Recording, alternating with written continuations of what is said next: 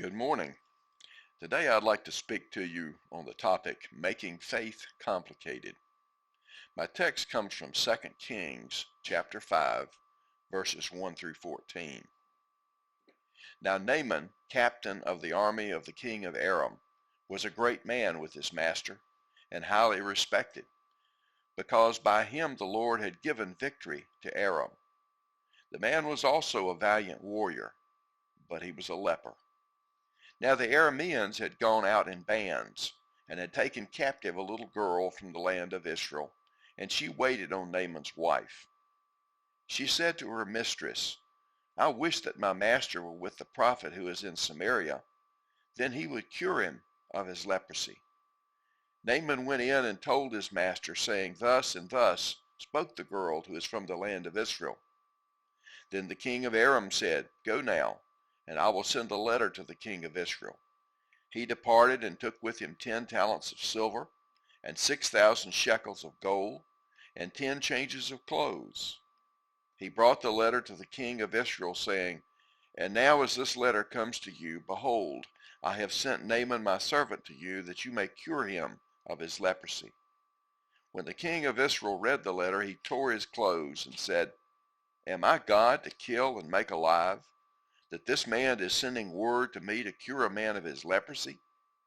But consider now, and see how he is seeking a quarrel against me. It happened, when Elisha the man of God heard that the king of Israel had torn his clothes, that he sent word to the king, saying, Why have you torn your clothes? Now let him come to me, and he shall know that there is a prophet in Israel. So Naaman came with his horses and his chariots, and stood at the doorway of the house of Elisha. Elisha sent a messenger to him, saying, Go and wash in the Jordan 7 times, and your flesh will be restored to you, and you will be clean. But Naaman was furious, and went away and said, Behold, I thought he will surely come out to me and stand and call on the name of the Lord his God, and wave his hand over the place and cure the leper. Are not Abana and Pharpar, the rivers of Damascus, better than all the waters of Israel? Could I not wash in them and be clean?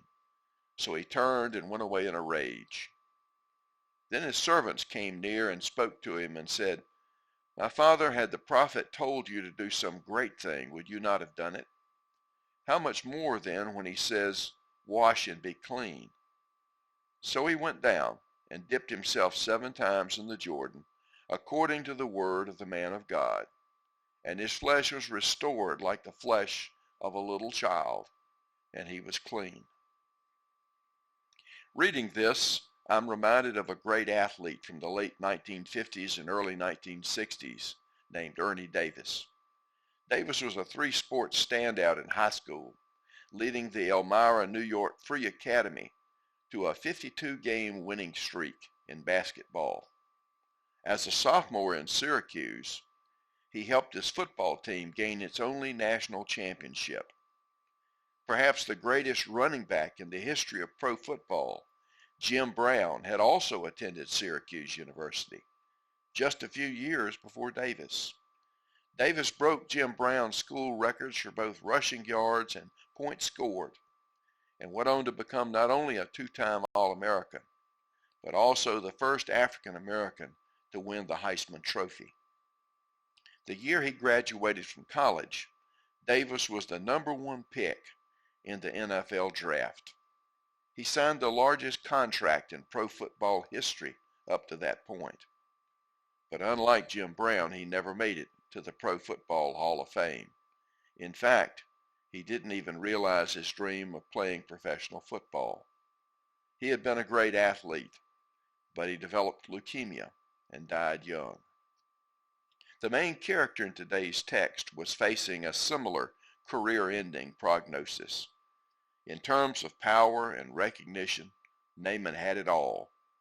He was the military genius behind the Syrian army, and the king's top advisor in military matters. He was successful. He was admired by the people of his nation. He had authority over thousands, but he was a leper. Leprosy was the most dreaded disease of ancient times, and for good reason. there was no known cure. That was made worse by the fact that it killed slowly and made its victims repulsive in the process. As it shut down blood circulation in the body's extremities, various body parts, fingers, toes, maybe a nose, would lose all feeling and fall off. Eventually, the disease would stop the blood flow to vital organs and take its victim's life, but not before it disfigured the individual and left him or her looking like a character in some horror movie.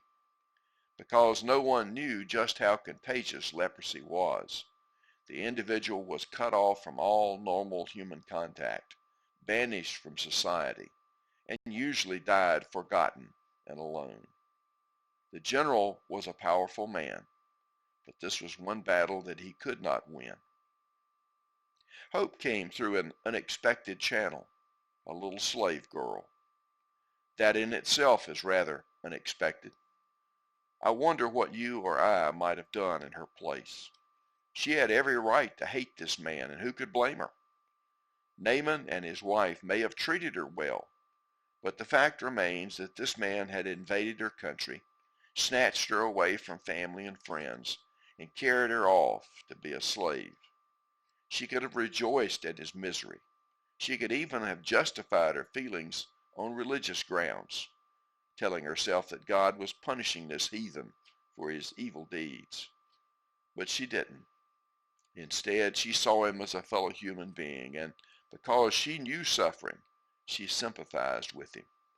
More than anyone else in the whole story, she measures up to what the Bible tells us that God expects us to be. It might remind us of another story, centuries later, when a young man hanging on a cross prayed, "Father, forgive them." Whether Naaman was impressed by her compassion and faith or just grasping at straws, he wasted no time in getting permission to take this journey that might save his life.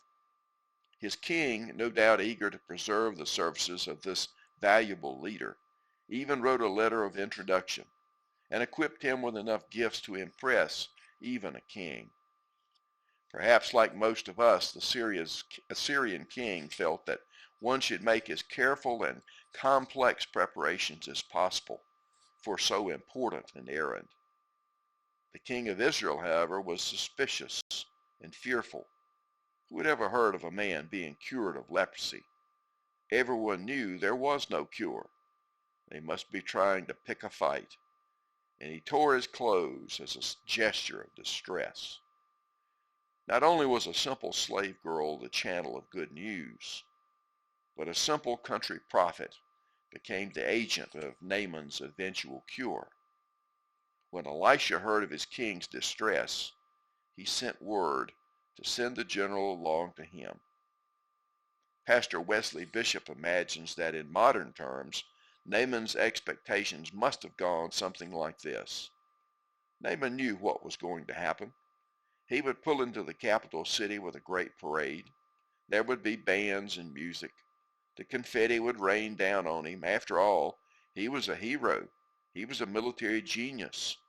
Surely all the people of Israel would turn out to see this celebrity. Just to show he wasn't stuck up, Naaman would offer gifts totaling about $1 million to the king of Israel. After the parade and fanfare, the prophet of God would be summoned from the side of the stage. He would offer up a loud prayer. He would wave his hands around. The leprosy would vanish. The crowd would cheer. They would sell t-shirts saying, "I saw Naaman healed." Naaman would be the talk of the town. He would grant interviews to the newspapers. He would tell his story on Oprah, 60 Minutes, in 2020. Everyone would be amazed at Naaman. This would be the best day of his life. But it didn't happen like that. Despite Naaman's arrival with an impressive entourage of power and wealth, the king of Israel was suspicious. The crowd never showed, and Elisha wasn't impressed. In fact, when the cavalcade pulled up in front of his humble abode, Elisha didn't even come out to see his famous patient. Instead, he sent a messenger to instruct Naaman to go and wash 7 times in the river Jordan. Naaman was furious. He was an important man. He'd come a long way, and he wasn't expecting something for nothing. He was more than prepared to show his gratitude. But this backwoods preacher didn't even have enough respect to come out and see him in person. Actually, this kind of behavior was not at all unusual. Prophets also always communicated through symbolic actions. The message here was that the Lord of the universe is not impressed with our power or position. A second part of the problem was that Naaman had a preconceived notion about how God should deal with him. He came from a tradition where religion was complicated. He expected pomp, ceremony, and ritual. To have this foreign religious leader merely send out instructions for him to wash in that muddy little stream called the Jordan, and 7 times at that, was just too much. Besides, if a bath was all that was required, why not use one of the cleaner, more scenic rivers back home? The remedy was just too simple. So he rode off in a fit of anger. Despite the seriousness of his medical condition and the lack of any other alternative, he almost made a decision that would have cost him everything. Lots of people make that kind of mistake. They tell themselves that God will be impressed by their status and their wealth. They try to manipulate him by religious activity. They like lots of display. They may even try to bargain with God or buy him off. But we need to understand that while there's nothing wrong with ritual if it helps us connect with God, he doesn't need it. He's far more concerned with humility, sincerity, and a genuine desire for relationship. The Bible tells us the sacrifices of God are a broken spirit. A broken and a contrite heart, O God, you will not despise. In his book, The Applause of Heaven, Max Lucado tells the sad story of a man he came to know through a friend. The man's name was Anibal. He was a tough man. Lucado said that the tattooed anchor on his forearm symbolized his personality. Cast iron. His broad chest stretched his shirt. The slightest movement of his arm bulged his biceps. He was tough in every sense of the word, but he was also a prisoner, condemned for murder. Lucado spoke with Anibal at one point about becoming a Christian. He remembers that the eyes of the murderer softened at the thought that the one who knows him best loves him most. His heart was touched as we discussed heaven, Lucado said. But as Lucado began to describe the process of conversion, Anibal's face began to harden. He resisted the suggestion that our first step in coming to God is an admission of guilt. He had never backed down before, and he wasn't about to do it now, even for God. In one final effort to pierce his pride, Lucado asked, "Don't you want to go to heaven?" "Sure," he grunted. And for a second, Lucado thought the murderer would for the first time admit his failures. But when he looked up, Lucado saw that his eyes weren't the eyes of a repentant prodigal. They were the eyes of an angry prisoner. "All right," he shrugged, "I'll become one of your Christians, but don't expect me to change the way I live." Lucado replied, "You don't draw up the rules. It's not a contract that you negotiate before you sign. It's a gift, an undeserved gift. But to receive it, you have to admit that you need it." "Okay," said the prisoner as he ran his fingers through his hair and stood up, "but don't expect to see me at church on Sundays."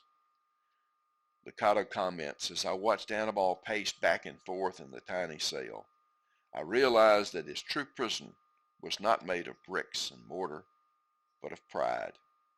He was twice imprisoned, once because of murder and once because of stubbornness, once by his country and once by himself."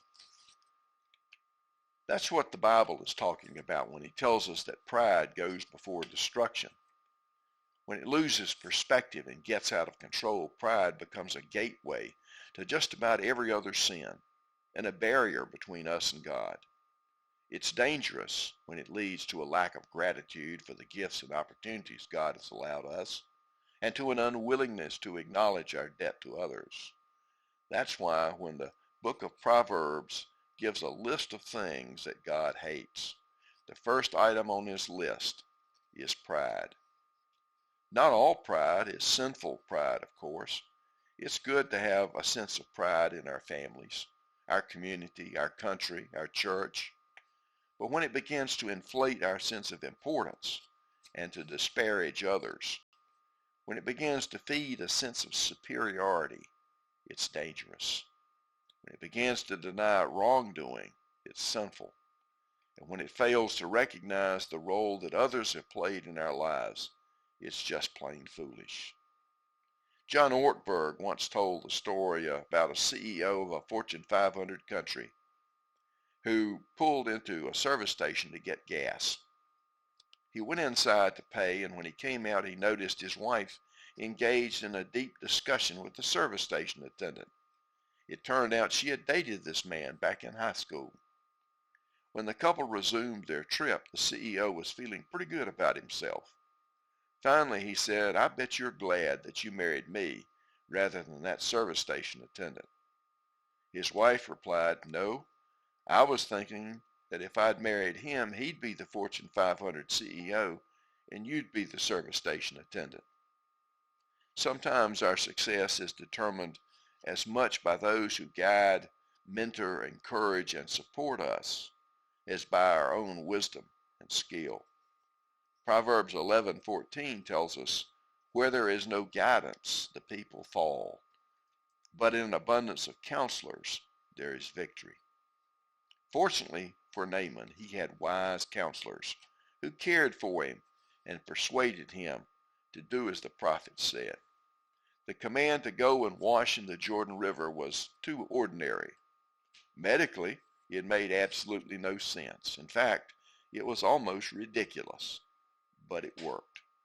When Naaman went down to the Jordan and dipped himself 7 times as instructed, verse 14 tells us his flesh was restored like the flesh of a little child, and he was clean. Many of God's commands don't make sense to us: to forgive, to love our enemies, to give so that we may receive, to die to self so that we may live, and to humble ourselves so that God can exalt us. But they work.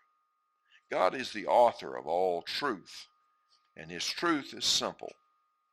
When we find life difficult and tangled up, it may be that we've missed or resisted the way that God wanted us to take. Julius and Augustus Hare once wrote, "The greatest truths are the simplest, and so are the greatest men."